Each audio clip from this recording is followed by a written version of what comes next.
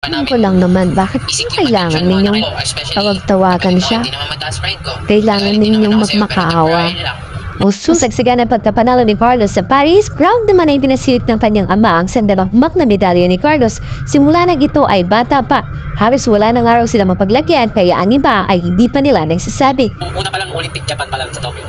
Gusto niya na makuha yun. Siguro nag-motivate yun yung natalo siya eh. 4 years niyang pinag-iisa na yung talo niya. Nangiyak siya nun. Kumpiyansa na ako kasi iba na yung ano niya eh. Yung lalo na pag sa training, seryoso na sila yan. Minsan sinasabayan ni Drew.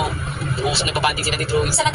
Yung buhos na ang matatanggap ni Carlos na pabuya mula sa gobyerno at sa iba't ibang kumpanya, individual na sumusuporta sa kanya at sa kabila ng mga kontrobersiya na umihitaw online sa pagitan niya at ng kanyang ina na si Angelica Yulo, nihinaw ni Andrew Yulo pati na rin ang kapatid ni Carlos na si Andrew na wala silang ibang intensyon kung ano mang habol kundi ang makasama lang ito at maayos na ang kanilang pamilya. Hindi ko naman namin pinipilit na bumalik. Kahit sa kanila na ever na may isip. Always free kami.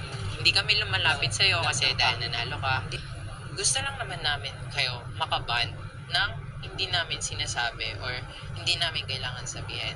Naisipan nyo yung hindi pa namin kailangan ipagsabi sa inyo, parang nangingi kami ng 5. Parang ganun, like, kuya, pahingin naman attention mo. Parang ganun.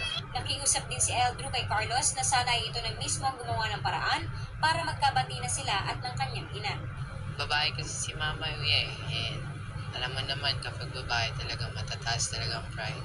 Kailangan talaga natin mag-adjust. Ay talaga gawain ng lalaki is parang mag-adjust na lang and babaan na lang natin yung pride natin para tapos na ang gulo. Ang ayaw lang kasi ni Mama is yung kami lagi nalapit para sa attention niya, which is mali naman talaga. Siyempre dapat may kusa ka rin. I mean, I'm not mad about it. I'm just, nagtatampo lang na kailangan pa namin isik yung attention mo na especially kapatid mo, hindi naman mataas pride ko. Nagalit din naman ako sa'yo pero temporary lang. Hanggang ngayon, ayon sa aba na si Andrew ay patuloy pa rin nilang tinatawagan si Carlos Yulo para makausap ito.